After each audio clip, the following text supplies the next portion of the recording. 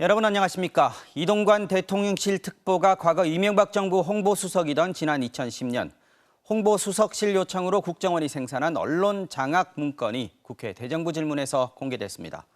MBC엔 좌편향 인물이 많아 왜곡 보도가 우려된다. 건전 보도를 유도해야 한다는 등의 내용이 담겼습니다. 민주당은 이동관 특보가 방통위원장에 부적합한 인물이라고 거듭 주장했지만 국민의힘에선 합리적이고 상식적인 사람이 방통위원장이 돼서는 안 된다는 황당한 주장까지 나왔습니다. 신준명 기자입니다. 오늘 대정부 질문에 등장한 방송사 지방선거기획단 구성 실태 및 고려사항 문건. 지난 2010년 6월 선거를 앞둔 1월에 작성됐습니다. 당시 MBC의 선거기획단 인적 구성을 조사한 결과 좌편향 인물이 많아 왜곡 보도가 우려된다고 분석했습니다. 과열 혼탁 선거가 우려되므로 경영진에 대한 주의 환기 및 실효성 있는 제재 방안 강구로 건전보도 유도. 어떻게 생각하십니까? 건전보도가 뭡니까? 경찰과 방송통신심의위원회도 선거기획단의 인적 구성을 조사했고 건전매체와 보수단체들과 함께 좌편향 선거보도를 견제해야 한다는 고려사항까지 적시됐습니다. 실무책임자는 노조위원장 출신으로 불법 파업 및 FTA 반대 시국선언을 주도한 전력, 예비후보 등록이 시작되는 2월부터 본격적 왜곡, 비판보도 양산이 전망된다고 쓰였습니다. 홍보수석실이 작성을 요청해 국가정보원이 작성한 걸로 나온 이 문건은 이후 민정수석과 홍보수석, 기획관리비서관에게 배포됐습니다. 작성을 요청한 당시 홍보수석실에는 차기 방통위원장 내정이 유력한 이동관 특보가 홍보수석으로 있었습니다. 사찰로 보이는데 어떠십니까? 저도 돌아가서 검토를 해가지고 일주일, 2주일 뒤에 답변을 드리도록 하겠습니다. 누가 봐도 언론에 탄압을 하는 그런 문건들이 자세하게 적혀 있음에도 불구하고 여기에 대해서 답변조차 못하고 있는 지금 국민의힘 정부와 여당을 보면서 국민의힘에서는 방통위원장에 상식적인 사람이 가서는 안 된다는 상식적이지 않은 주장까지 나왔습니다. 합리적이고 일반적인 상식적인 사람이 가서는 오히려 어렵다고 보는 거예요. 그리고 그렇기 때문에 또 어떤 이동관 특보 같은 사람이 민주당은 중립적이고 공정해야 할 방송통신위원장에 이 특보는 부적합한 인사라며 내정 철회를 거듭 촉구했습니다. MBC 뉴스 신준명입니다. 국회 대정부 질문에서 설전의 대상이 된 이명박 정부 국가정보원의 언론 장악 문건. 지난 2017년 국정원 개혁 과정에서 처음 실체가 드러났고 이후 정보 공개 청구를 통해 지금까지도 문서들이 계속 공개되고 있습니다. MBC는 이 국정원 문건들, 또 최근 공개 결정된 과거 청와대 문건들을 최대한 모아 살펴봤습니다. 당시 청와대 대변인을 거쳐 홍보수석을 지낸 이동관 특보가 언론 장악의 핵심 역할을 한 정황이 곳곳에 담겨 있었습니다. 나세훈 기자입니다. 이명박 정부 출범 6개월이 지난 2008년 8월, 청와대는 국정 주도권을 회복한다며 KBS 감사 결과를 토대로 방송 공정성을 확립하겠다는 계획을 세웁니다. 이틀 뒤 감사원은 방만 경영을 이유로 정현주 당시 KBS 사장의 해임을 요구합니다. 바로 이날 국가정보원은 감사원 조치로 쇄신이 가시권이라며 8월 중 마무리해야 한다고 보고합니다. 이동관 당시 대변인도 배포 대상입니다. 이후 엿새 만에 정현주 사장은 해임됐습니다. KBS가 방만한 경영 상태를 해소하고 공영성을 회복해 국민의 방송으로 거듭나기를 기대합니다. 대변인에서 승진한 이동관 홍보수석.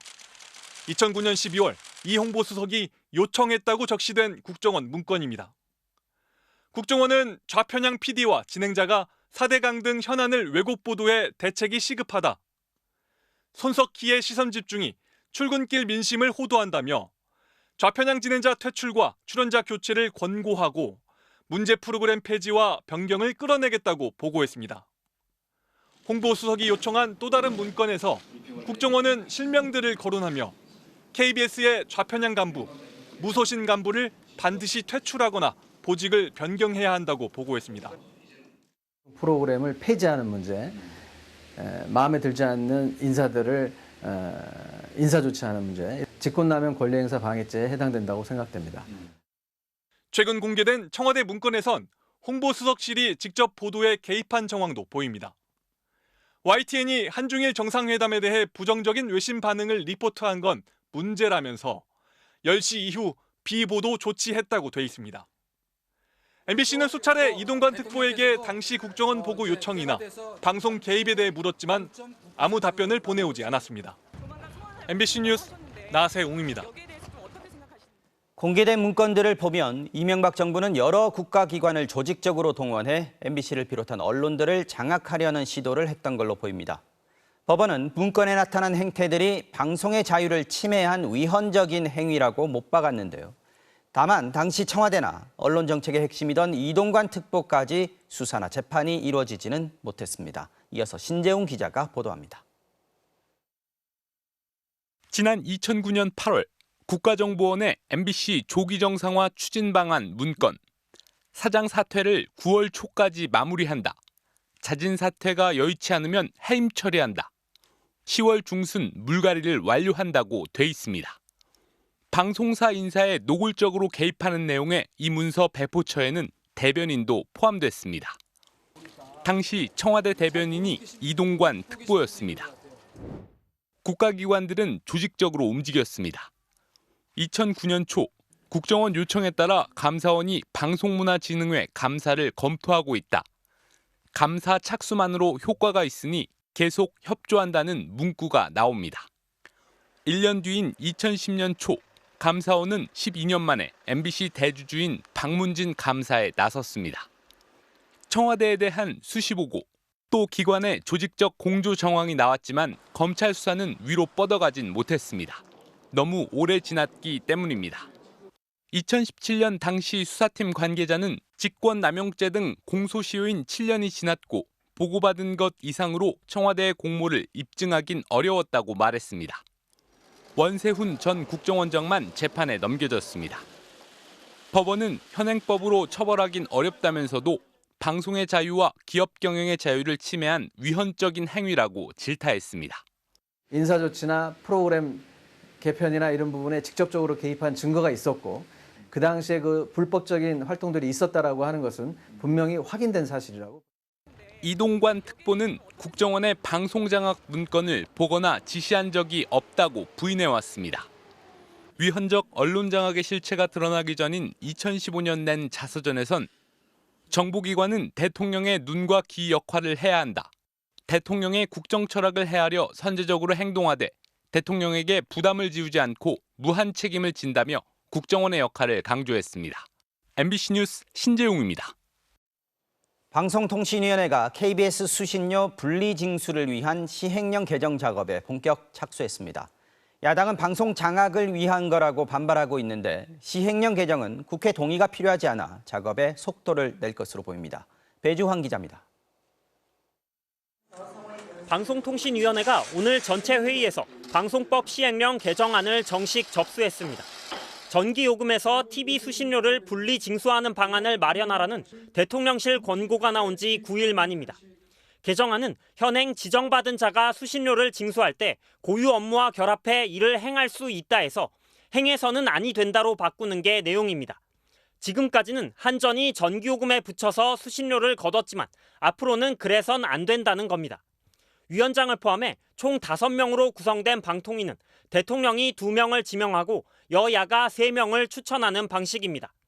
하지만 한상혁 전 위원장이 면직되고 지난 3월 야당이 추천한 최민희 전 의원은 대통령이 임명을 하지 않으면서 현재는 정부 여당목 2명, 야당목 1명으로 구성된 상태입니다. 위원들은 회의 전부터 자료 제출과 회의 진행을 놓고 맞붙었습니다.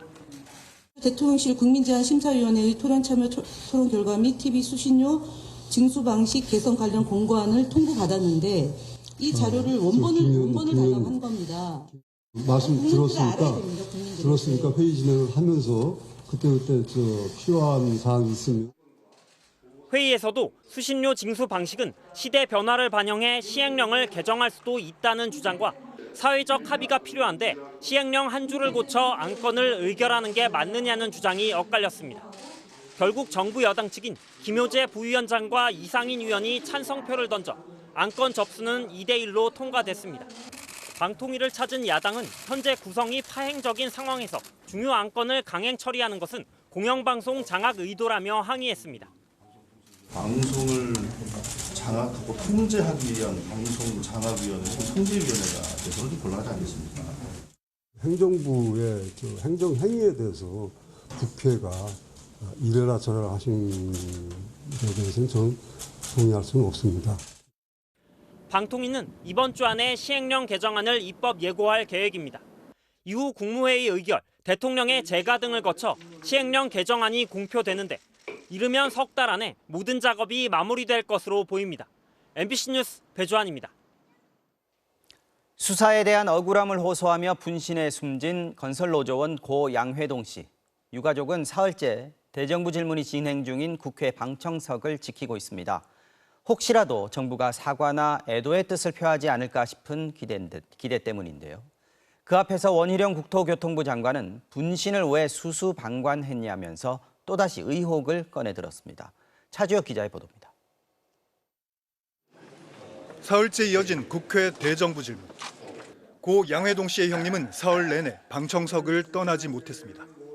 혹시 정부가 사과하진 않을까, 최소한 애도라도 표하지 않을까 싶었습니다. 정식적인 사과는 아니더라도 그래도 위로와 유감 표시, 그리고 고인에 대한 진정한 애도, 그런 부분을 솔직히 기대를 했습니다. 특히 조선일보의 분신 방조 의혹을 SNS에 올린 원희룡 장관만큼은 꼭 사과하길 기대했습니다.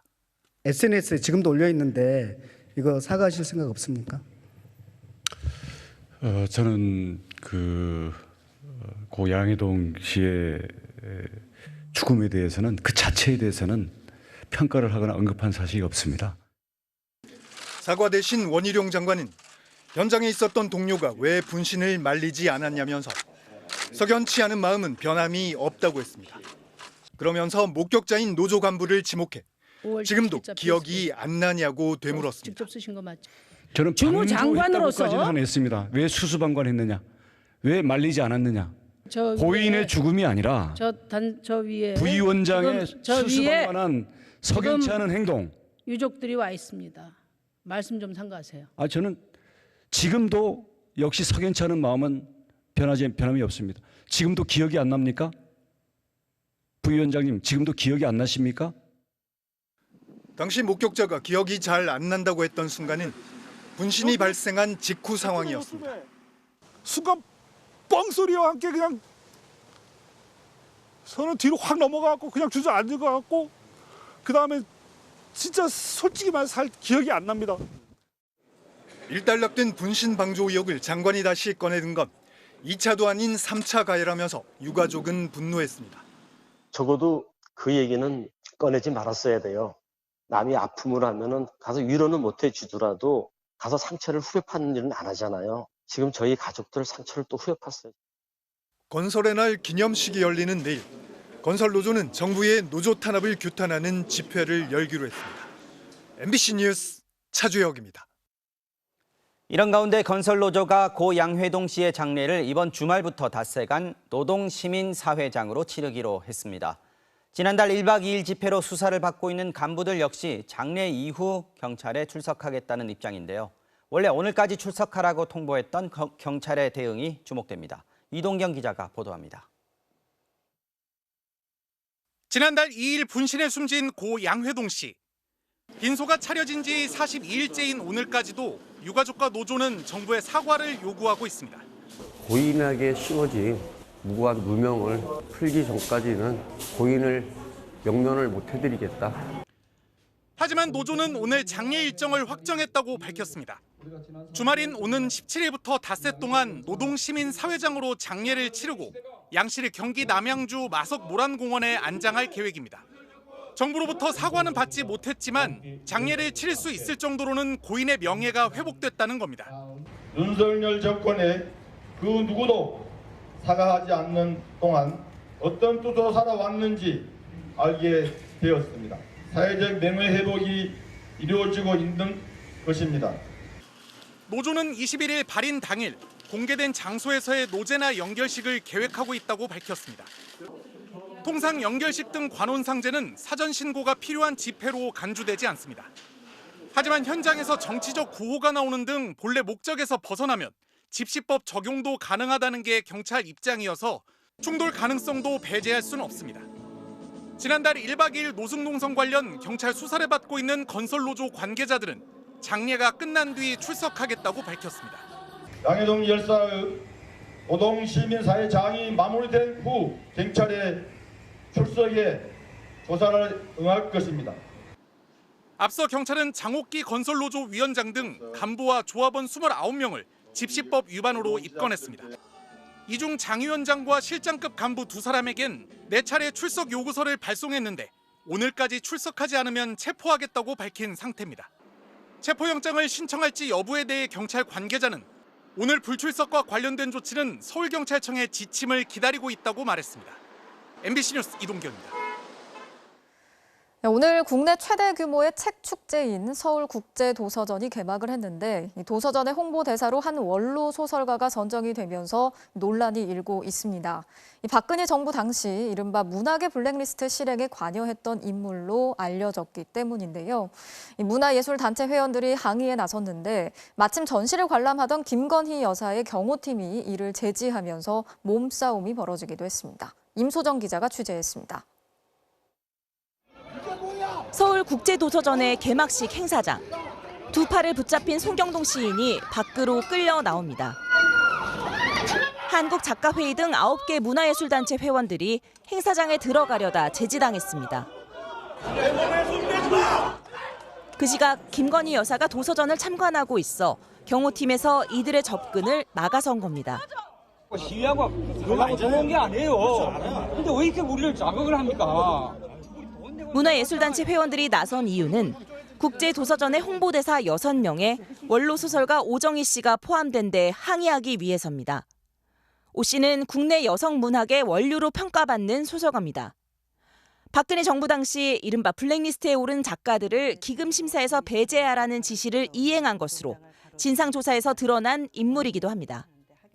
지난 정부에서도 오 씨는 한국문학관 설립추진위원으로 위촉됐다가 논란이 일자 스스로 물러나기도 했습니다. 블랙리스트 진상조사위를 통해서 수사 의뢰까지 되었던 대표적인 인물입니다. 한국 문화예술의 치욕과 모욕에 출판문화협회는 오정희 작가에 대한 문제 제기는 있었지만 이미 배포한 홍보물을 폐기하기 어려워 해촉할 수 없었다고 해명했습니다. 대신 언론 간담회와 토크쇼 행사에 오 씨가 참석하는 걸 취소시켰다고 전했습니다. 또 홍보대사 선정은 운영팀이 자율적으로 의견을 수렴해 정했고 정부는 관여하지 않았다고 밝혔습니다. 문화계에선 블랙리스트 파문에 대해 별다른 사과나 입장 표명이 없던 인사를 그대로 위촉한 협회 측 인식이 아니했다고 지적합니다. 한편 대통령실 경호처는 당시 상황에 대해 주최 측이 선정한 참석자만 입장이 가능해 그 외 인사들의 난입을 제지한 것이라고 밝혔습니다. MBC 뉴스 임소정입니다. 지난해 12월 취임한 김광동 진실화해위원장. 임명이 되기 전부터 진실화해위원회의 정체성을 부정하는 발언으로 논란을 일으켜왔었죠. 최근에는 한국전쟁 당시 벌어졌던 민간인 학살에 대한 피해 보상을 두고 심각한 부정이라고 비난하면서 논란이 되고 있습니다. 구나영 기자가 전해드리겠습니다. 최근 서울의 한 대형 교회를 찾아 강연한 김광동 진실화해위원장. 적대 세력에 의한 희생 약 140명이 인민군과 빨치산에 학살됐다는 1차 보고서가 나왔습니다. 6.25 전쟁 당시 전남의 한 마을에서 민간인들이 인민군 등 좌익 세력에게 희생됐다는 언급이었습니다. 이후 질의응답 과정에서 나온 답변이 논란을 일으켰습니다. 침략자에 맞서서 전쟁 상태를 평화 상태로 만들기 위해서 군인과 경찰이 초래시킨 피해에 대해서는 1인당 1억 3,200만 원의 보상을 해주고 있습니다. 이런 부정의가 펼쳐지는지는 저는 대한민국에서 처음 봤습니다. 진실화해위는 과거 국가폭력의 진상규명과 피해자 보상 등을 위해 출범한 기구입니다. 그런데도 진화위를 이끄는 수장이 군경의 민간인 학살에 대한 보상에 정의가 아니라고 잘라 말한 겁니다. 진화위의 다른 현직 위원들부터 즉각 반발했습니다. 이상훈 상임위원 등 위원 3명은 성명을 내고 위원회 설립 취지를 무시한 발언이자 피해자와 유족들에 대한 2차 가해라며 분열과 증오를 조장했다고 비판했습니다. 전직 진화위원들도 우려를 나타냅니다. 6.25 때 자익이든 우익이든 민간이 희생됐기 때문에 한국 정부가 일정하게 보상을 해줘야 된다고 하면 되는데 느닷없이 옛날 국가폭력에 죽은 사람은 부정의한 것으로 이제 둘러씌우니까. 김광동 위원장은 취임 전부터 자질 논란에 휩싸여 왔습니다. 진화위의 정체성을 정면으로 부정하는 듯한 발언이 한두 차례가 아니었던 겁니다. 무슨 과거사위원회나 각종 시민단체 위원회의 활동이라고 보는 것은 어떤 의미에서 위원회 정치고 어떤 의미에서 보면 그것이 바로 소비에트 정부다. 김광동 위원장은 MBC와의 통화에서 적대 세력에 의한 희생도 보상하는 게 형평성에 맞다는 취지로 얘기한 것이라고 밝혔습니다. MBC 뉴스 구나인입니다. 정부가 건군 75주년을 맞아서 올해 국군의 날에 역대 최대 규모의 시가 행진을 계획하고 있습니다. 그런데 최근 국방부가 개발 중인 무기들을 총동원하라면서 민간 방산업체들에게 공문을 보낸 사실이 확인됐습니다. 여기에 소요되는 수십억 원의 비용을 업체들이 부담해야 하는데 군 당국의 갑질이 아니냐 이런 비판이 일고 있습니다. 정동훈 기자가 단독 취재했습니다. 군 장병들의 프레이드에 이어 전차와 장갑차, 트레일러에 실린 미사일이 줄지어 이동합니다. 지난 2013년 국군의 날을 맞아 광화문 일대에서 펼쳐진 도심 시가 행진 모습입니다. 그리고 10년 만인 올해 군은 광화문 일대에서 역대 최대 규모의 시가 행진을 진행할 것이라고 예고했습니다. 국군의 위상과 또 건군 75주년 그리고 한미동맹 70주년을 맞이해서 실시하는 것으로. 그런데 최근 국방부가 한창 개발 중인 무기들을 시가 행진과 기념식에서 선보이겠다며 방산업체 5곳에 공문을 보낸 것으로 확인됐습니다. 국방부가 비공개로 작성한 건군 75주년 국군의 날 행사 지원 요청 공문입니다. 아직 시험 비행 중인 KF-21을 성남공항 기념식장으로 옮겨 10차례 비행 시범을 보이라고 돼 있습니다. 마찬가지 아직 실전 배치 전인 소형 무장 헬기 LAH도 12회 비행 시범을 요구했고 개발 중인 무인 정찰기 UAV는 아예 분해한 뒤 기념식장으로 옮겨 별도 도색까지 해서 전시해달라고 요청했습니다. 다른 업체에는 극비리에 개발 중인 장거리 지대공 미사일 LSAM 등의 전시를, 또 다른 업체에는 무인 수상정 등을 시가 행진에 보내달라고 요구했습니다. 특히 여기 소요되는 최소 20억 원 정도의 비용은 업체가 전액 자체 부담하는 걸로 돼 있습니다. 업체들 사이에선 군의 갑질이라는 볼멘 소리가 터져나오고 있습니다. 한 업체 관계자는 비용도 문제지만 갑작스런 통보에 가뜩이나 빠듯한 개발 일정에 차질이 생길까 걱정이라고 말했습니다. 정부가 공식 행사에 개발이 끝나지도 않은 무기 체계를 동원한 건 전례가 없던 일입니다. 이에 대해 국방부 관계자는 개발 중인 최신 무기를 공개함으로써 힘에 의한 평화를 강조해온 이번 정부의 대북 기조를 보여주려는 취지라고 설명했습니다. 그러면서 업체에 요청을 한 것이지 강제한 것은 아니라고 해명했습니다. MBC 뉴스 정동훈입니다. 지난주 12구 참사 부실 대응 혐의로 구속됐던 박희영 용산구청장이 보석으로 풀려나면서 다시 업무를 시작했죠. 희생자 유가족들이 구청 앞에서 박 구청장의 사퇴를 요구하는 시위를 이어가고 있습니다. 그런데 구청 측이 집회 시위가 업무에 방해가 된다면서 경찰에 기동대를 요청했다고 보도자료를 냈습니다. 이에 대해 논란이 확산되자 유족들의 안전을 우려한 지원 요청이었다면서 몇 시간 뒤 말을 바꿨습니다. 이지은 기자가 전해드리겠습니다. 오늘도 12구 참사 유가족들은 오전 8시 반부터 용산구청 앞에서 박희영 용산구청장의 사퇴를 촉구했습니다. 지난 7일 보석으로 나온 박 구청장은 8일과 어제, 오늘 출근했지만 한 번도 유족들과 마주치지는 않았습니다. 유족들은 직접 청사 내부로 들어갔습니다. 1층부터 막아서는 구청 직원들을 뿌리치며 구청장실이 있는 9층으로 올라갔지만 계단부터 철문으로 막혔습니다. 잠겼어, 안 돼. 거세게 두드리고 문고리를 흔들어봐도 문은 끝내 열리지 않았습니다. 흥분한 일부 유족은 옥상으로도 올라갔습니다. 결국 계단에 주저앉아 오열하는 유족들. 현장엔 소방대원과 경찰들도 출동했습니다. 용산구청은 이후 보도자료를 내고 집회 시위가 공무집행을 심각하게 방해하고 있어 경찰의 기동대 투입을 요청했다고 밝혔습니다. 논란이 확산되자 용산구청은 몇 시간 뒤 수정된 보도자료를 냈습니다. 기동대 투입이 아닌 경찰 지원을 요청한 거였다며 요청 사유에도 유족 안전 우려를 추가했습니다. 오전에 조금 위험한 상황이 있었거든요. 그런데 저희 직원들로는 이게 감당하기가 어려우니까 경찰분들이 오셔가지고 저 좀 도와달라는 의미로. 용산구청은 또 박 구청장 출근 이후 보안문이 파손되고 공무집행 방해가 있었다며 오늘부터 구층 출입을 제한한다고 밝혔습니다. 한편 박 구청장은 구치소에 수감된 164일 동안 최소 1,454만 원의 구청장 급여를 받은 것으로 확인됐습니다. MBC 뉴스 이지은입니다. 전현희 국민권익위원장에 대한 감사원 감사의 후폭풍이 계속되고 있습니다. 주심을 맡은 감사위원이 감사 보고서의 최종 검수 과정에서 배제됐다고 밝히면서 논란이 증폭되고 있는데요. 민주당은 감사원이 정치 감사를 하고 있다면서 감사원에 대한 국정조사를 추진하겠다고 경고했습니다. 이혜리 기자가 취재했습니다. 지난 9일 감사원은 전현희 국민권익위원장과 권익위에 대한 감사 보고서를 공개했습니다. 전 위원장은 잘못을 묻지 않는 불문 결정이 내려진 6건에 대해 감사 보고서의 제보 내용을 기재한 것은 위법이라고 반발했습니다. 불문 결정을 하였고 또 위법한 수사 요청 이미 확인이 되므로 이 내용을 감사 결과 보고서에 담는다면 명예훼손과 무고. 보고서 공개 과정과 관련해 논란이 더 커졌습니다. 주심이었던 조은석 감사위원은 불문 취지에 어긋나지 않게 기재할 내용에 대해 논의가 진행됐는데 감사위원회가 최종 검수하지 않은 상태에서 감사원 사무처가 보고서를 공개했다고 했습니다.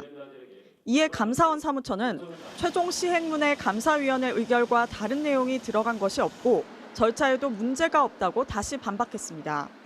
감사위원회와 감사원 사무처의 대립 배경에 사무처 수장인 유병호 사무총장이 있다는 지적도 나옵니다.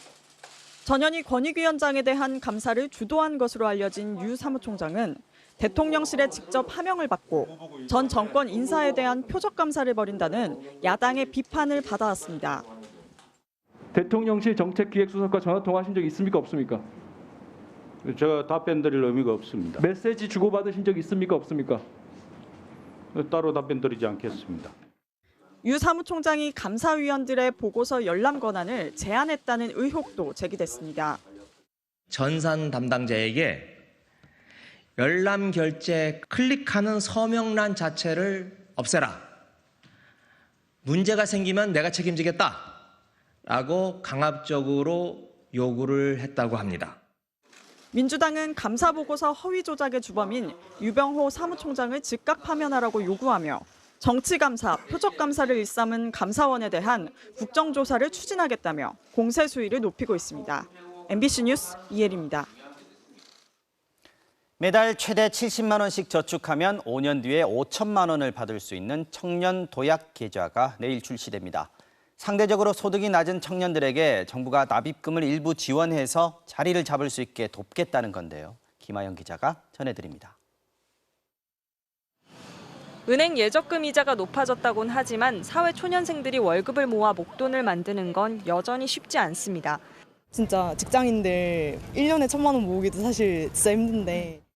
그래서 정부는 청년들을 돕기 위해 적금 상품 청년 도약 계좌를 만들었습니다.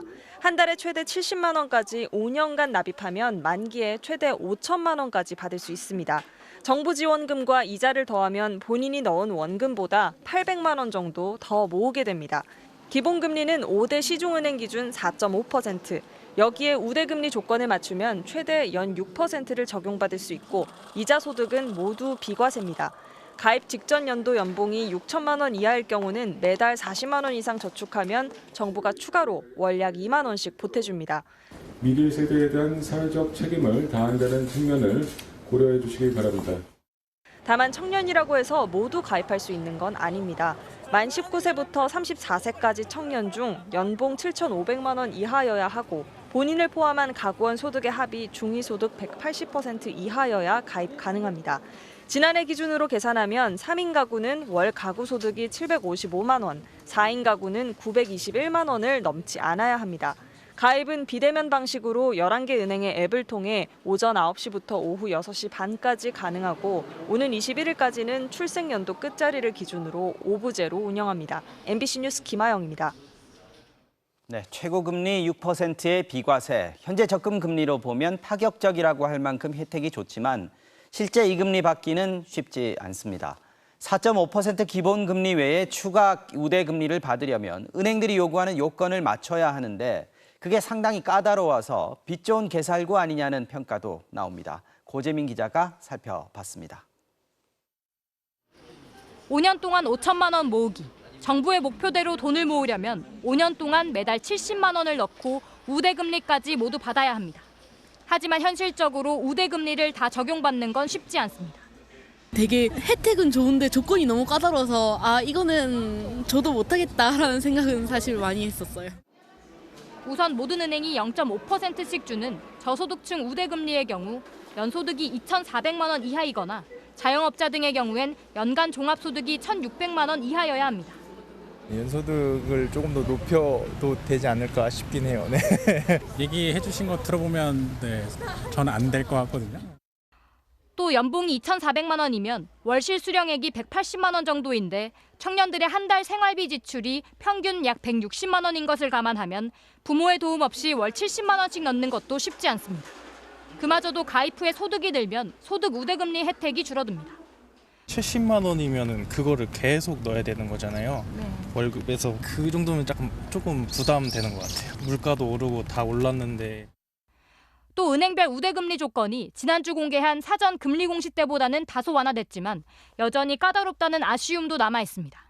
대부분 은행은 급여 이체와 지난 1년여간 해당 은행의 예적금 미보유, 마케팅 동의를 조건으로 하고 있습니다. NH농협은 월 평균 20만 원 이상의 자사카드 실적이 있어야 0.2%포인트의 우대금리를 주는데 약 58개월 동안 1,160만 원을 써야 합니다. 현재 시중 정기적금 금리가 평균 3.59%인 상황에서 우대금리를 적용받지 못한다면 만기 부담이 적은 다른 적금과 큰 차별성이 없다는 지적이 나옵니다. 연 이율도 그렇게 우대금리 다 넣어야 좀 높아지고 하니까 웬만해서 은행 다른 높은 적금들을 하고 그렇게 별 차이가 없더라고요. 그래서 이거를 굳이 당초 은행 간 금리 경쟁을 할 것이라는 기대와 달리 참여한 11개 은행은 모두 최고금리 6%였습니다. 계속된 고금리 기조에 국내 시중은행들은 지난 1분기에만 약 7조 원에 달하는 역대급 순이익을 기록했습니다. MBC 뉴스 고재민입니다. 최근 일본 여행객들이 부쩍 늘었는데요. 일본 가실 때 금목걸이 같은 귀금속은 두고 가는 게 좋을 것 같습니다. 일본 정부가 밀수를 막겠다며 금부치에 대한 단속을 크게 강화했기 때문인데 불쾌한 경험을 했다는 여행객이 많습니다. 장인수 기자가 보도합니다. 지난달 말 일본 여행을 떠났다가 겪은 일이라며 인터넷 카페에 올라온 글입니다. 삿포로에 입국할 때 차고 있던 금목걸이를 자진 신고했더니 일본 세관에서 자신을 끌고 가 신체와 여행 가방을 수색한 뒤 세금을 내라고 강요했다는 겁니다. 이 여행객은 세금을 내는 대신 금목걸이를 일본 세관에 맡기고 보관 수수료를 냈다고 전했습니다. 올해 4월 일본 나고야로 입국한 한 여행객도 공항에서 겪은 불쾌한 경험을 이 카페에 올렸습니다. 일본 공항 직원들이 별다른 이유 없이 10여 분간 자신의 몸과 짐을 수색하며 금이 있는지 추궁했다는 겁니다. 피해 사례가 발생하고 있기 때문에 최근 이제 일본으로 가는 여행객들한테는 사전에 금 액세서리 착용에 대한 좀 자제를 요청하는 당부를 하고 있기도 합니다. 원래 금을 휴대하고 일본에 입국한 모든 여행객들은 자진 신고한 뒤 금의 양에 따라 세금을 내야 합니다. 그런데 최근 일본 내 금값이 오르면서 밀수가 증가하자 일본 정부가 세관을 통해 단속 강화에 나선 겁니다. 특히 20만에 우리 돈 200만 원이 넘는 금 관련 제품에 대한 반입 심사를 엄격하게 하고 있습니다. 우리 외교부는 홈페이지에 안전 공지를 띄우고 일본에 갈 때 귀금속을 가져가지 말라고 당부했습니다. 참고로 모든 외국인한테 적용이 되는 거고요. 자국민한테도 똑같은 거를 이제 적용하는 그런 이제 사안입니다. 자진 신고를 안 했다가 걸릴 경우 귀금속을 압수당할 수 있어 여행객들의 주의가 필요해 보입니다. MBC 뉴스 장희수입니다. 지난 4월에 발생한 무더기 하한가 사태와 유사한 주가 폭락 사태가 오늘 또 일어났습니다. 코스피 상장사인 박림과 동일산업 등 5개 종목의 주가가 한꺼번에 하한가를 기록한 건데 금융당국이 조사에 착수했습니다. 이재욱 기자가 취재했습니다. 코스피 상장사인 종합섬유업체 박림. 장 초반 보합세를 유지하다 갑자기 떨어지더니 오전 11시 46분 결국 하한가를 기록했습니다. 코스닥 상장사인 동일금속 역시 박림과 비슷한 패턴을 보이다가 오전 11시 57분 하한가까지 주저앉았습니다. 여기서 끝나지 않았습니다. 10여 분 뒤에는 코스피 상장사 동일산업과 대한방직, 만호제강이 차례로 하한가에 진입했습니다. 채 30분도 되지 않아 5개 종목이 가격 제한선까지 떨어진 겁니다. 해당 업체들도 폭락 원인을 알지 못했습니다.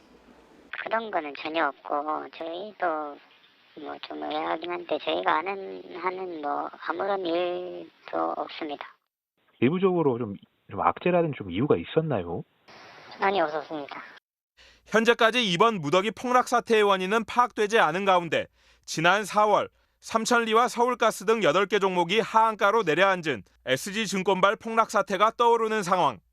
다만 당시 하한가 종목들은 SG증권에서 매도 물량이 쏟아져 나온 것과 달리 이번엔 종목별로 매도 창구가 다양했고 SG 사태는 차액 결제 거래, 이른바 CFD 계좌에서 발생한 반대 매매로 매도가 이루어졌는데 이번엔 CFD 서비스를 제공하지 않는 증권사에서도 매도 물량이 나왔습니다. 증권가에서는 해당 종목들이 주가 조작에 연루된 이른바 작전주라는 의혹이 제기됐습니다. 특정 주식 인터넷 카페가 작전 세력으로 지목되기도 했습니다. 한국거래소는 5개 종목에 대해 거래를 정지했으며 금융당국은 이번에 이뤄진 거래 경위와 주가 조작 세력이 관여했는지 등을 조사하고 있습니다. MBC 뉴스 이재욱입니다.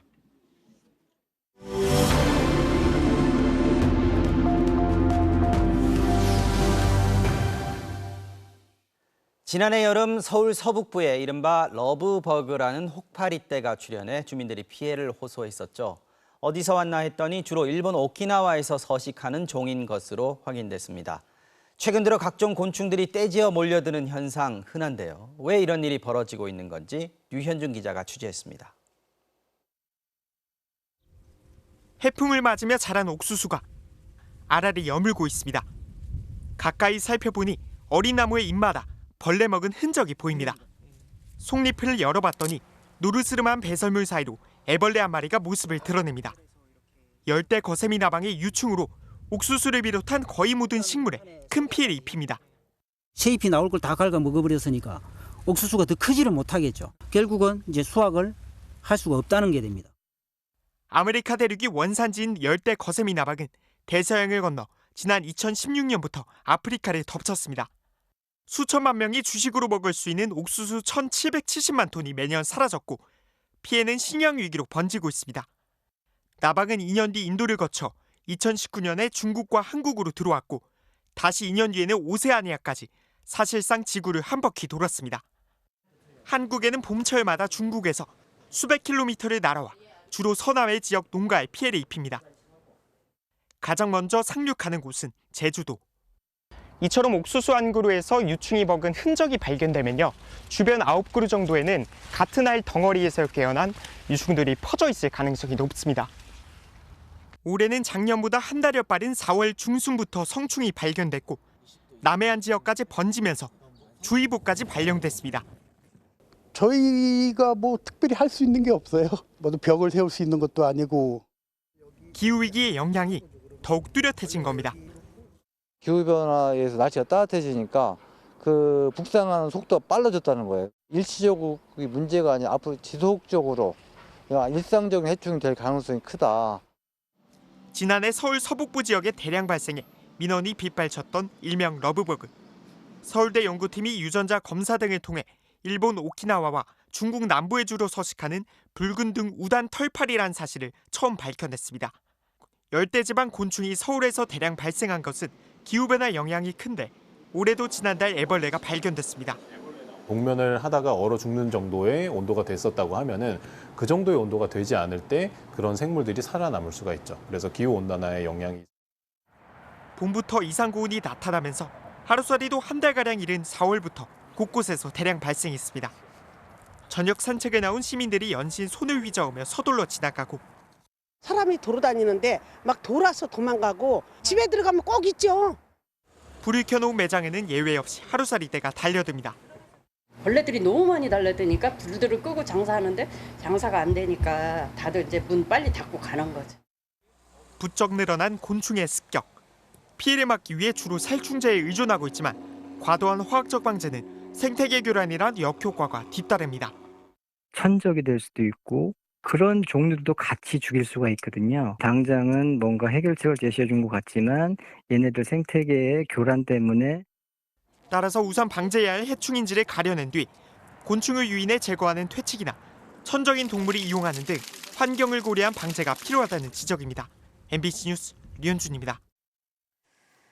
비자가 만료된 채 체류해왔던 몽골인이 외국인 보호소에 수용이 됐는데 남성에게는 미숙아로 태어나서 폐질환을 앓고 있던 2살 아이가 있었습니다. 낯선 곳에서 갇혀 지내던 아이는 밥도 제대로 먹지 못한 채 아파하다가 결국 강제로 추방을 당했습니다. 이유경 기자가 전해드리겠습니다. 어른들이 모포를 깔고 쉬고 있는 방 한 구석. 한 아이가 사물함과 벽 사이 작은 틈에 고개를 쳐박고 앉아 있습니다. 지난 4월 몽골인 아버지와 함께 외국인 보호소에 들어온 2살 아들입니다. 국적이 다른 어른들과 함께 온종일 방 안에 갇힌 생활. 멍하니 TV를 보거나 사물함을 놀이터 삼아 기어 올라갑니다. 어른들과 똑같이 받은 김치 반찬이 너무 매워 이틀을 굶었다는 게 아버지 주장입니다. ер нь анхандаа амар айгаад жоохон болохоор амар айдаг. Тэгээд ерөөсөө надаас холдохгүй. Тэнгүүдлээ тэгээд ихний өдөр нөгөө дээшээ гарсан ихний өдөр ихний шин унтаж чадаагүй. Нөгөө нэг амар хорхирж мөрхрээд амар чимээ гаргаад. 3년 전 임신한 채 한국에 여행을 왔다가 아이를 출산하게 된 이 몽골인 부부는 폐질환을 갖고 태어난 미숙아 아이의 치료 때문에 출국을 미뤘다고 주장했습니다. 결국 비자가 만료된 뒤에도 계속 체류하던 아버지는 무면허로 운전하다 경찰에 붙잡혀 아이와 함께 보호소에 수용됐습니다. Тэгээд гаргыгээд ихэнх хар хүнгүй гэдгсэн. Тэгвэл хүүхдээ чи харж өгөх тийм байгууллага тийм газар байдгаа гэж танилцуулж өгсөн юм уу? Тийм үгүй юу? үгүй. 법무부는 아버지가 바로 출국하길 거부했고 지인도 아이를 맡아주지 않았다며 아이에게 휴대폰과 그림책을 제공하고 세 차례 병원 진료도 받았다고 밝혔습니다. 이들은 19일 동안 보호소에서 생활하다 강제 출국당해 몽골로 돌아갔습니다. 보호라는 이름으로 이뤄지는 외국인 수용. 헌법재판소는 체포나 구속과 똑같은데도 법원 등 중립적 기관의 통제가 없어 위헌이라며 법을 고치라고 주문한 상태입니다. 자의적이라는 거죠. 아동이 구금될 수 있다 아닌다의 기준을 아무것도 얘기하지 않고 있어요. 국가인권위원회는 외국인 가족 보호에 적합한 시설을 마련해달라고 권고했지만 권고는 13년째 지켜지지 않았습니다. MBC 뉴스 유경입니다. 셀프 주유소에서 주유기를 뽑지 않고 출발한 차량 때문에 다른 운전자가 다치는 일이 있었습니다. 갑자기 날아온 주유기에 봉변을 당한 운전자는 바닥에 주저앉아서 고통을 호소했는데요. 이 운전자는 현재 팔에 깁스를 한 상태라면서 하마터면 큰일이 났을 거라고 가슴을 쓸어내렸습니다. 이지수 기자가 취재했습니다. 지난 12일 인천의 한 셀프 주유소에서 벌어진 일입니다. 흰 원피스를 입은 여성이 차에 기름을 넣고 있습니다. 여성은 주유가 끝나자 신용카드를 뽑고 운전석에 오릅니다. 그런데 차량 주유구에 꽂아둔 주유기를 뽑지 않은 채 그대로 출발합니다. 줄이 팽팽해지자 순식간에 뽑혀나온 주유기는 맞은편에서 주유하던 남성의 팔로 향했습니다. 난데없이 주유기에 맞은 남성은 고통을 호소하며 바닥에 주저앉습니다. 여성은 피해자의 비명을 듣고 나서야 주유기를 꽂은 채 출발한 사실을 알아차렸다고 합니다. 그리고 여자분이 주유기를 꽂고 가면서 못 보고서 그냥 가신 것 같아요. 근데 거기서 소리쳐가지고 여자분이 멈춰서 와가지고 이제 사과하고 이제 보험 접수해주고 그렇게 해가지고 일단은 지금 치료 중에 있거든요. 피해자 측은 하마터면 큰일 날 뻔했다며 가슴을 쓸어내렸습니다. 눈이나 머리 맞았으면 진짜 큰일 났죠. 칼로 다행히 막아가지고 팔에 지금 현재 기부스하고 있는 상태입니다. 피해자 측은 동생이 당장 일을 쉴 수가 없어서 입원도 못하고 통원 치료를 받고 있다며 보상이나 합의는 치료 후에 진행할 예정이라고 밝혔습니다. 그러면서 셀프 주유소에서 종종 주유기를 뽑지 않고 나오는 분들이 있다며 꼭 확인해야 한다고 당부했습니다. 해당 주유소 측은 주유기 밸브 등을 수리하고 여성 측에 100만 원 정도의 수리비를 청구한 것으로 전해졌습니다. 지난 2021년에도 한 차량이 주유 도중 갑자기 출발해 아르바이트생이 주유기에 머리를 맞아 다친 적이 있습니다. MBC 뉴스 이지수입니다. 밀수 혐의로 재판을 받고 있는 도중에 또다시 밀수를 시도한 일당이 세관에 적발이 됐습니다. 이번엔 인조 잔디를 수입하는 것처럼 위장해서 담배를 들여왔습니다. 김윤아 기자가 취재했습니다. 부산 신항으로 들어온 수입 인조 잔디. 통관 절차가 끝나 화물차로 옮겨집니다. 이 화물차를 세관 직원들이 추적하기 시작합니다. 인조 잔디에 수상한 물품이 숨겨져 있는 점을 포착했기 때문입니다. 차 나온다. 준비하세요. 예. 나온다. 인조 잔디를 살펴보니 해외로 수출됐던 국산 담배가 쏟아집니다. 부산 세관은 캄보디아로 수출된 국산 담배 10만여 갑을 국내로 밀수하려던 일당 3명을 적발했습니다. 이들은 잔디 속에 담배를 숨겨놓고 이렇게 뚜껑까지 만들었습니다. 겉으로 봤을 때는 잔디가 돌도 말려져 있는 것처럼 보이기 때문에 전혀 의심을 할 수가 없었습니다. 세관 조사 결과 일당 3명 가운데 2명은 지난 10월 적발된 담배 밀수 사건으로 불구속 재판 중인 것으로 드러났습니다. 밀수로 재판까지 받고 있는 중에도 대담하게 다시 담배를 들여온 겁니다. 아무래도 이 국산 담배의 국내외 시세 차익이 컸기 때문에 그 유혹을 뿌리치지 못하고 재판 과정 중임에도 불구하고 범행을 감행한 것 같습니다. 세관은 담배 판매업자가 아닌데도 대량의 담배를 유통하는 사례를 목격할 경우 관세청 밀수신고센터로 신고해 줄 것을 당부했습니다. MBC 뉴스 김윤아입니다.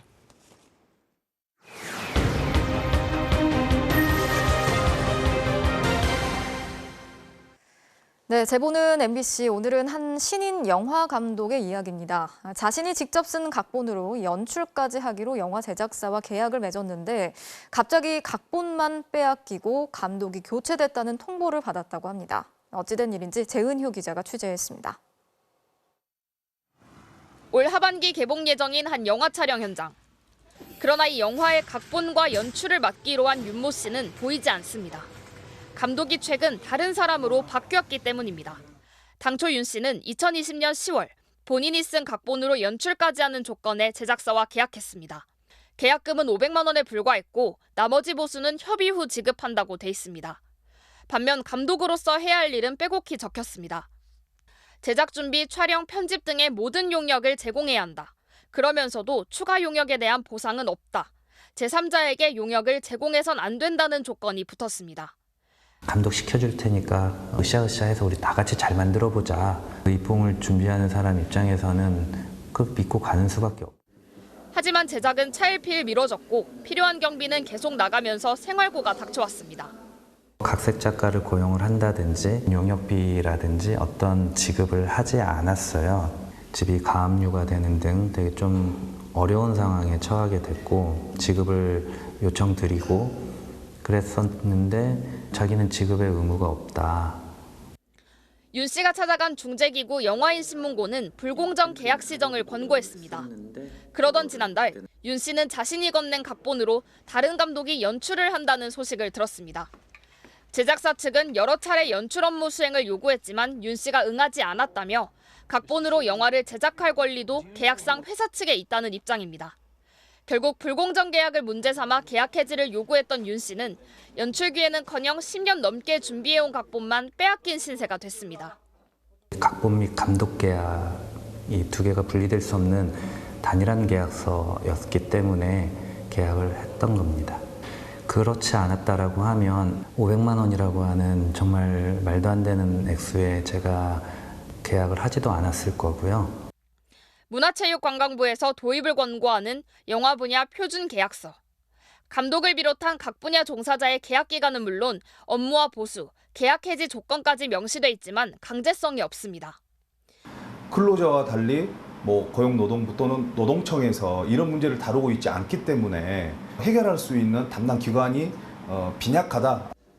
MBC 취재가 시작된 후 제작사 측은 각본료 또는 위로금 명목으로 수천만 원을 윤 씨에게 제안하면서도 언론 제보로 투자가 철회되거나 제작 상영에 문제가 생기면 손해배상을 청구하겠다는 내용 증명을 보냈습니다. MBC 뉴스 재은유입니다. 대대적인 반격에 나선 우크라이나가 러시아에 점령됐던 7개 마을을 되찾았다고 밝혔습니다. 서방으로부터 지원을 받은 전차와 장갑차 등을 앞세워서 공세를 벌인 결과인데요. 하지만 이에 맞선 러시아의 반격이 너무 거세서 작전에 투입된 장병들의 희생이 잇따르고 있다는 증언이 나왔습니다. 윤성철 기자가 전해드리겠습니다. 우크라이나군의 탱크와 장갑차가 러시아가 점령한 도네츠크 지역의 마카리우카 마을을 향해 진격합니다. 소총으로 무장한 우크라이나군 병사들은 무수히 쏟아지는 폭격을 헤치며 뒤를 따릅니다. 포탄이 비처럼 쏟아지는 격렬한 공방 끝에 우크라이나군은 마침내 마카리우카 마을을 되찾는 데 성공합니다. Представники 137-ї батальйону морської піхоти, 35-ї бригади морської піхоти звільнили село Макарівка Донецької області. 대반격에 나선 우크라이나군은 지난 일주일간 7km가량의 거리를 진격했고 네스쿠치네, 스트로제베 등 7개 마을을 수복했습니다. 하지만 이 같은 전과 뒤에는 무수히 많은 병사들의 희생이 뒤따르고 있습니다. 러시아군은 대전차 로켓과 미사일 등 화력을 총동원해 우크라이나군의 진격에 맞서고 있습니다. 러시아군의 격렬한 저항에 서방에서 지원받은 레오파르트 전차와 브래들리 장갑차가 파괴돼 나뒹구는 모습도 속속 목격되고 있습니다. 병사들의 희생도 상당하다는 증언도 나오고 있습니다. 병사들은 자신과 같이 차량에 타고 있던 2명이 피를 심하게 흘렸고 그중 1명은 한쪽 팔을 잃고 울부짖으며 가족을 찾았다. 3면에서 박격포로 포격을 당했지만 아무것도 할 수 없었다며 전장의 참혹함을 진술했습니다. 워싱턴 포스트는 우크라이나군 37여단의 한 부대는 대반격 작전에 투입됐던 50명 가운데 30명이 돌아오지 못했다고 보도했습니다. Они за это время потеряли свыше 160 танков и свыше 360 бронемашин разного типа. 또 우크라이나가 러시아를 몰아내고 영토를 되찾기 위해서는 끔찍한 희생을 치러야 할 것이라고 분석했습니다. MBC 뉴스 윤성철입니다. 도널드 트럼프 미국 전 대통령이 기밀 문건 반출 혐의로 연방 검찰에 기소가 돼서 재판에 넘겨졌습니다. 성추문 입막음 의혹으로 뉴욕 지방검찰에 기소된 이후 벌써 2번째인데요. 법원에 출두한 트럼프 전 대통령은 이번에도 무죄를 주장했습니다. 워싱턴에서 김수진 특파원이 취재했습니다. 법원 출두 직후 체포됐지만 도주 우려가 없다며 풀려난 트럼프 전 대통령은 곧바로 지지자들이 모여있는 한 식당으로 갔습니다. Food for everyone. Food for everyone. 77번째 생일을 하루 앞두고 기소된 전직 대통령을 위해 사람들은 노래를 부릅니다.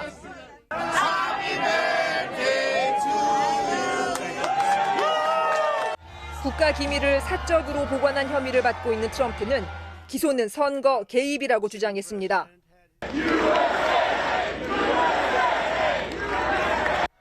다음 대선에서 자신이 승리할 것 같으니 검찰을 동원했다며 악랄한 권력 남용이라고 바이든 정권을 비난했습니다. I had every right to have these documents. In other words, whatever documents the president decides to take with him, he has the right to do so. It's an absolute right. 하지만 연방 검찰은 트럼프 전 대통령에게 간첩법 위반 등 무려 37개의 혐의를 적용했습니다. 그가 반출한 문건에는 미국의 핵무기 프로그램을 포함해 민감한 국방 기밀이 포함됐는데 트럼프는 자신의 마로라고 리조트 연회장과 샤워실, 화장실에도 이 문건들을 보관했습니다. 지난 4월 성추문 입막음 의혹에 이어 2번째 기소인데 향후 재판에서 유죄가 인정되면 파장이 적지 않을 전망입니다. They can argue about the weaponization of the Justice Department, but we've got to at least take a look at these facts because it's very, very serious and concerning, and it deals with national security. 법원 주변은 종일 혼잡했습니다. 트럼프를 연호하는 지지자들이 압도적으로 많았지만 감옥에 가두라고 외치는 반대 시위대도 눈에 띄었습니다. 미국에서 전직 대통령이 범죄 혐의로 기소되는 건 트럼프 이전에는 없던 일입니다. 정당한 사법 절차인지 정치적인 표적 수사인지 미국 사회는 또다시 극명하게 갈리고 있습니다. 워싱턴에서 MBC 뉴스 김수진입니다. 어제 감사원이 지난 정부 시절 진행됐던 태양광 사업과 관련해서 30여 명을 검찰에 수사 의뢰한 지 하루 만에 오늘 윤석열 대통령이 당시 이 사업들의 의사결정 관계자들에 대한 감찰을 지시했습니다. 지난 정부 사업에 관여했던 공직자들이 대거 감찰 대상이 될 것으로 보입니다. 이 소식은 김민창 기자가 취재했습니다. 충남 태안군 안면도에 들어선 대규모 태양광 발전단지. 건설 배경엔 법률 근거도 없는 유권 해석을 통해 허가받도록 길을 터준 산자부 공무원 2명이 있었다고 감사원이 밝혔습니다. 검찰 수사 요청에 오른 사람만 38명. 바로 이어 윤석열 대통령은 태양광 사업 비리에 대해 철저한 감찰을 주문했습니다. 사실상 전 정부의 장차관을 비롯해 실 국장까지 윗선으로 조사를 확대하라는 뜻입니다. 윤석열 대통령은 오늘 감사원의 태양광 비리 감사 결과와 관련해 공직기강 비서관실에 당시 태양광 사업 의사결정 라인 전반에 대해 철저한 조사를 하라고 지시했습니다. 윤 대통령은 문재인 정부의 핵심 국정과제인 태양광 사업을 후보 시절부터 의심했습니다. 태양광인이 이런 공사 발주한 거 여러분들 이제 정권 바뀌면 하나하나 한번 보십시오. 누가 다 해먹었는지. 지난해 국무조정실은 태양광 사업에 2천억 원이 넘는 세금이 부당 지원됐다고 발표했습니다. 혈세가 이권 카르텔의 비리에 사용되었다는 것이 참 개탄스럽습니다. 전 정부가 중점을 둔 태양광 사업에 관한 조사는 전방위적으로 국무조정실과 감사원 감사에 이어 대통령실 감찰에 검찰도 곧 움직일 모양새입니다. 태양광이든 그런 보조금 비리는 그냥 공돈을 눈먼 돈을 채간 게 아닙니다. 결국은 그거다 우리가 내는 세금이거든요. 세금 도둑에 대해서는 엄정하게 수사하는 것이 당연하고. 태양광과 관련한 의사결정 관계자들에 대한 감찰 지시는 새로운 국정 기조에 맞추지 않고 애매한 태도를 취한다면 과감히 인사조치하라는 지시와도 연결됩니다. 대통령실은 문재인 정부를 겨냥한 것이냐는 지적에 전임 정부 라인을 들여다보는 것이 아니라 태양광 비리 라인을 들여다보는 것이라고 밝혔습니다. MBC 뉴스 김민찬입니다. 네, 오늘 국회 대정부 질문 마지막 날 국민의힘 김예지 의원이 안내견 조의와 함께 단상에 섰습니다. 김 의원은 국무위원들에게 장애인 학대 범죄에 대한 철저한 수사와 처벌을 요청하고 장애인 관련 예산 등에 대해서 질의하면서 코이라는 물고기 이야기로 마무리했습니다. 작은 어항 속에서는 10cm를 넘지 않지만 수족관에서는 30cm까지 그리고 강물에서는 1m가 넘게 자라나는 그런 고기입니다. 아직도 우리 사회에는 사회적 약자와 소수자들의 기회와 가능성 그리고 성장을 가로막는 다양한 어항과 수족관이 있습니다. 이러한 어항과 수족관을 깨고 국민이 기회의 균등 속에서 재능을 마음껏 발휘할 수 있도록 정부가 더욱 적극적으로 강물이 되어주시기를 기대하면서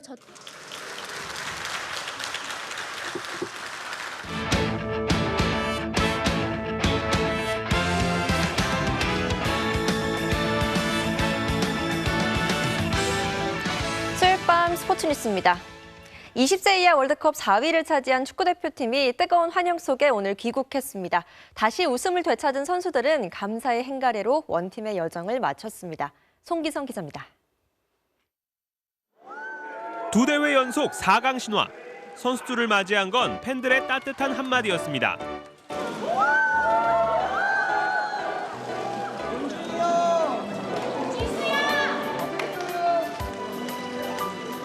부상으로 조기 귀국했던 박승호도 목발을 짚고 다시 대표팀에 합류했고 뜨거운 환영 속에 긴장이 풀린 선수들은 웃음과 여유를 되찾았습니다. 가장 멋있었던 선방과 아찔했던 순간이 있었다면 언젠지. 프랑스전 때 가장 위협적인 슈팅이었던 현빈이의 슈팅이 가장 아찔했던 순간인 것 같습니다. 생각나는 음식이 너무 많은데 매콤한 음식을 먹고 싶은 것 같아요. 영원히 잊지 못할 순간도 다시 떠올렸습니다. 종료 휘슬이 울리자마자 저희 코칭 스태프분들이랑 저희 선수들이 다 경기장으로 뛰어나갔었는데 그 모습을 보면서 되게 뭉클해지더라고요.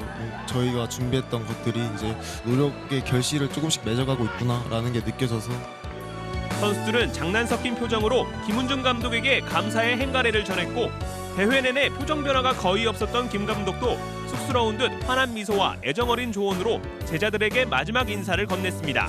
이 대회가 끝이 아닌 이제 시작이라고 생각을 하고 더 발전해가지고 향후 올림픽 대표, A 대표까지 쭉 올라가면서 대한민국의 축구의 미래를 이어갔으면 좋겠습니다.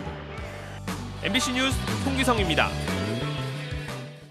황선우 선수가 자유형 100m에서도 올해 세계 랭킹 4위의 기록을 세우며 한 달 뒤 세계선수권 준비를 모두 마쳤습니다. 어제 주종목 자유형 200m에서 올해 세계 1위 기록을 세웠던 황선우. 오늘 자유형 100m에서도 출발부터 앞으로 치고 나갔는데요. 중반 이후 한 번도 선두를 놓치지 않으면서 가장 먼저 터치패드를 찍었습니다. 47초 79의 대회 신기록. 자신이 보유한 한국 기록엔 못 미쳤지만 지난 3월의 선발전 기록을 0.42초 앞당겼는데요. 올해 세계 4위에 해당하는 기록입니다. 세계선수권 가기 전과 아시안게임 하기 전에 기록을 잘 끌어낸 것 같아서 지금 잘 정비되는 것 같다고 저는 느끼고 있어요. 저번 선발전 때에 비해 한 0.5초가량 줄었기 때문에 자유형 100m에서도 욕심이 나는 부분이 많이 커요. 황선우는 진천 선수촌에서 마무리 훈련을 갖고 별전지 후쿠오카로 떠날 예정입니다. 프로야구 두산의 베테랑 투수 장원준이 어제 시즌 3연승에 성공했는데요. 수년간의 부진을 떨치고 경기를 거듭할수록 호투를 펼칠 수 있는 비결은 무엇일까요? 김수근 기자입니다. 장원준의 호투는 우연이 아니었습니다. 지난주 SSG를 상대로 3연승한 NC를 맞아 20년 차 나온 노련한 투구를 선보였습니다. 1회와 2회 주자를 내보냈지만 잇따라 병살타를 엿궈내 투구수를 아꼈고 9위 대신 제구력으로 NC 타선을 잠재웠습니다. 올 시즌 최다인 6이닝을 던지면서 무실점, 통산 129승에서 1승을 추가하는데 무려 1844일이 걸렸던 장원준은 최근 8일 사이에 2승을 추가해 통산 132승으로 역대 최다승 9위에 한 발 더 다가섰습니다. 좋은 결과가 있다 보니까 던질 때 좀 더 자신감 있게 투구를 계속 할 수 있었던 게 좀 계속 좋은 결과로 나오는 것 같습니다.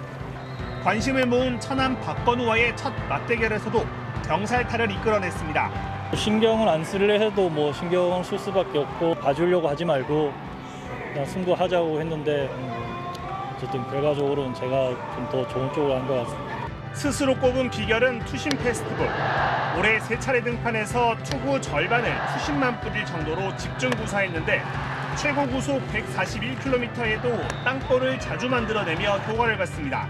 권명철 코치님께서 투심을 권유했었는데 무브먼트가 좀 많이 있다 보니까 타자들 방망이에 조금씩 비껴맞으면서 땅볼 리드가 많이 되고 있는 것 같습니다.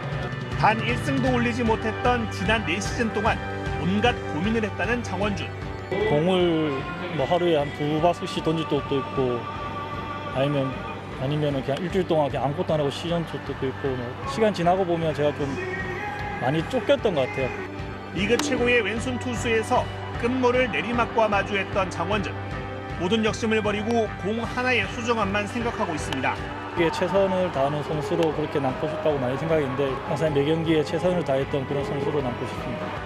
MBC 뉴스 김수근입니다. 프로농구 대의원 선수들이 밀린 임금 해결을 위한 기자회견을 가졌습니다. 하지만 돈 문제 해결은 고사하고 사실상 구단 제명의 수순을 밟을 전망입니다. 박재용 기자입니다. 대의원 선수들이 국회에 섰습니다. 올해 월급을 단 한 번도 받지 못한 선수도 있습니다. 힘드니까요. 자식도 있고요. 힘드니까 이 자리까지 와주세요. 월급을 지금 4개월 내지 5개월 정도 못 받고 있고요. 결혼을 준비했던 지금 뭐 준비하고 있는 애들도 있었지만 돈이 없어서 좀 많이 힘든 상황입니다. 아주 밀린 걸로 알고 있습니다. 그래서 좀 어렵게 좀 생활을 했던 걸로 같습니다. 믿으라는 구단의 약속은 말뿐이었습니다. 계속 기다리라고밖에 안 해서요. 이게 돈이 들어온다고 했으니까요. 그래서 저희 입장에 계속 기다리고 있었던 것 같습니다. 채무 해결 시한은 당장 내일. 하지만 구단 관계자는 MBC와의 통화에서 내일까지도 변제가 어려울 것 같다고 말했고 KBL 관계자 역시 문제 해결에 진전이 없는 것 같다며 모레 열릴 총회에서 사실상 구단 제명 결정이 내려질 것으로 내다보았습니다. MBC 뉴스 박재웅입니다. 프로축구 전북의 새로운 사령탑 루마니아 출신 페트레스쿠 감독이 오늘 공식 취임했습니다. 수요일 밤 스포츠 뉴스였습니다.